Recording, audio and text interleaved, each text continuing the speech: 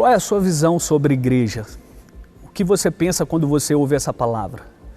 Te causa esperança ou aversão?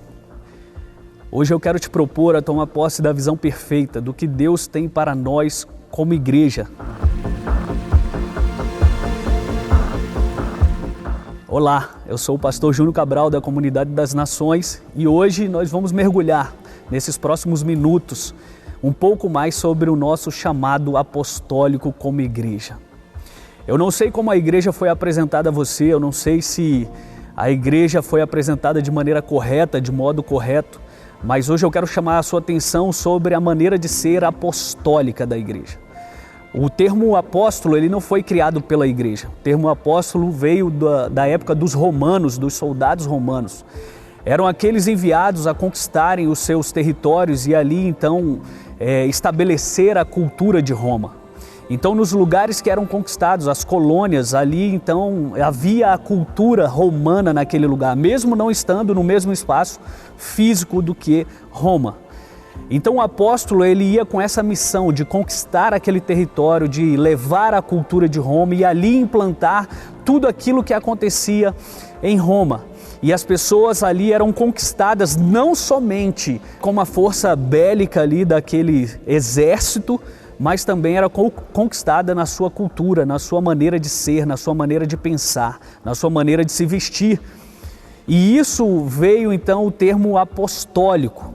E nós como igreja, nós temos esse chamado, nós temos essa missão. E nos anos de trevas foram perdidas muitas verdades sobre a igreja. E progressivamente, a partir de 1517, essas verdades elas têm sido restauradas no ventre da igreja, partindo ali de Lutero.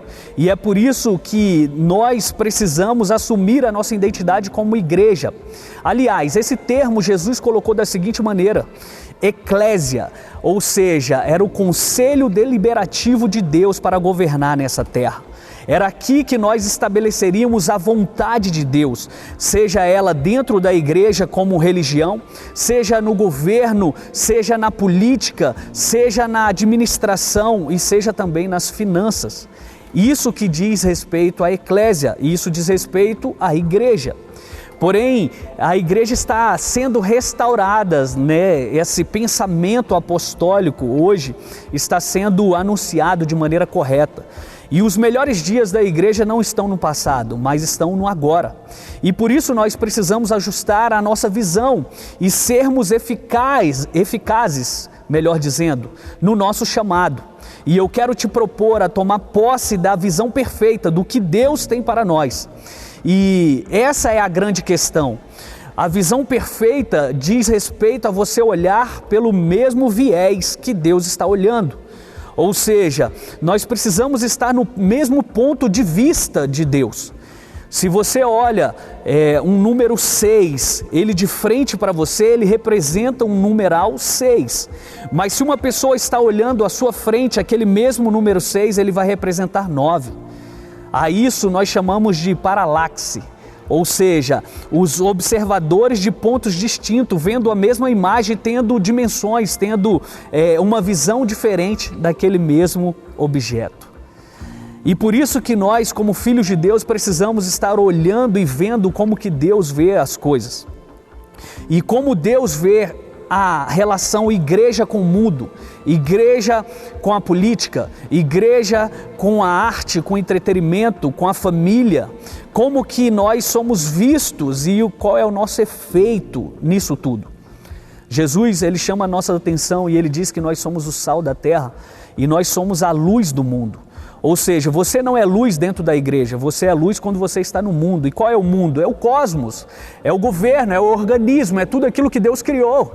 Você é luz quando você está ali. Então o seu chamado não envolve você ser um pastor dentro de uma igreja, ou você ser um ministro de louvor, ou você ser um evangelista. O seu chamado está em você ser um filho de Deus aonde Deus te plantou. Aonde você está, ali que Deus chamou a governar, a estabelecer a cultura dos céus na terra.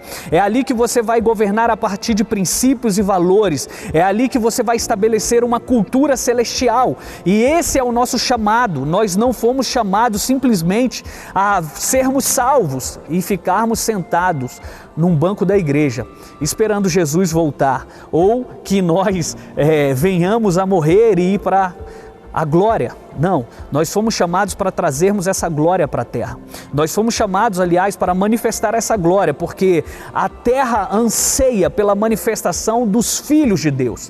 E é ali no seu trabalho, é ali médico com seu bisturi, é ali advogado com a sua caneta, é ali jogador de futebol com a sua chuteira, é ali que você representa o reino. Não é quando você sai da sua zona de convergência e entra numa igreja, num culto de domingo, não. Não é ali que você está representando o seu chamado. E para isso nós precisamos então ter a visão perfeita, saber aquilo que Deus quer para o agora, saber aquilo que Ele está nos convidando a fazer e abrir mão da nossa visão humana, daquilo que nós estamos enxergando, que os nossos olhos físicos conseguem ver. Esse é o mandato cultural da igreja, colonizar a terra com a cultura do reino, é trazer o céu para a terra. Aliás, foi essa a oração que Jesus nos ensinou: seja feita a tua vontade, assim na terra como ela é feita no céu. E essa vontade, ela tem que ser estabelecida em todas as esferas da sociedade, que são os 7 montes da sociedade: governo, educação, economia, mídia, religião, arte e entretenimento, família. Nós precisamos conquistar esses montes para Deus. E nós não conquistaremos esses montes se nós não estivermos ali influenciando os influenciadores. Nós fomos chamados a colonizar os influenciadores. Sim, você foi chamado a pregar o evangelho não somente ao pobre, mas também ao governador, aquele que está sentado nas cadeiras de autoridade, porque é a partir dali que vem o governo. Nós somos governados como uma democracia. Nós somos governados por poucos representantes do povo e é dali que partem as leis e nós estamos submissos a leis. Então nós temos que conquistar essas pessoas que estão fazendo as leis para que de fato essas leis cheguem até o povo e de uma maneira geral nós possamos conquistar toda a terra. O texto é João 3,16, porque Deus amou o mundo de tal maneira que Ele entregou o seu Filho para que todo aquele que nele creia não pereça, mas tenha a vida eterna. Eu quero chamar a sua atenção para esse texto. Muitos olham esse texto e falam: uau, Deus morreu por mim, Deus morreu por nós. Sim, Deus morreu por mim, Deus morreu por você. Mas antes disso, Ele morreu para o mundo. Ele entregou o seu Filho para morrer pelo mundo. E qual é o mundo? Gênesis capítulo 1.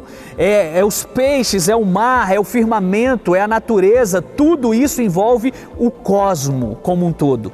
E quem vai restaurar a criação por inteiro? Somos nós. Então nós precisamos entender o nosso chamado apostólico, o nosso chamado de ser igreja. E quando entendemos esse chamado, nós podemos ser eficazes nele.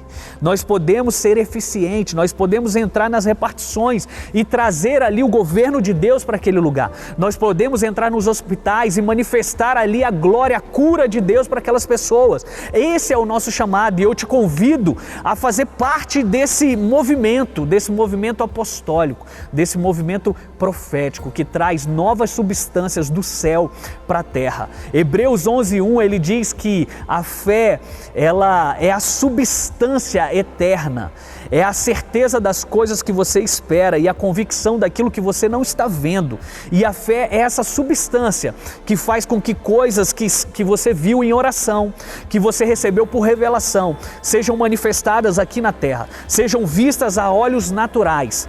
A terra, ela foi criada a partir disso. Deus, Ele disse: haja luz e houve luz. Eu quero te convidar a você dar vazão à sua fé.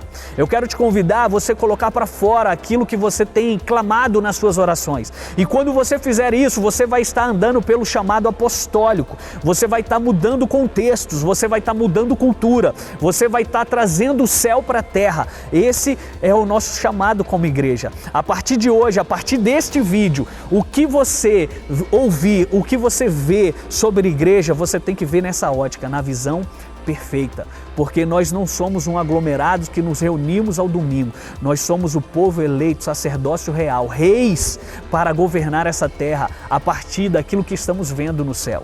E no céu não tem doença, no céu não tem enfermidade, no céu não tem escassez, no céu não tem quebradeira. Nós precisamos trazer para a terra essa verdade. E assim você estará andando no seu mandato cultural como ser igreja para esse tempo, para a sua vida e para a vida do mundo todo. Não é mais uma questão de céu ou inferno, é uma questão de transformar a terra, o mundo, com o modelo dos céus. Não se trata de receber mais e mais mensagens, mas de sermos a mensagem de Deus endereçada aos homens, como Paulo diz em Coríntios. Você é a resposta, você é a solução, você foi equipado com todos os dons que precisará para cumprir a sua missão nessa terra, nesse tempo. Que Deus te abençoe, um forte abraço.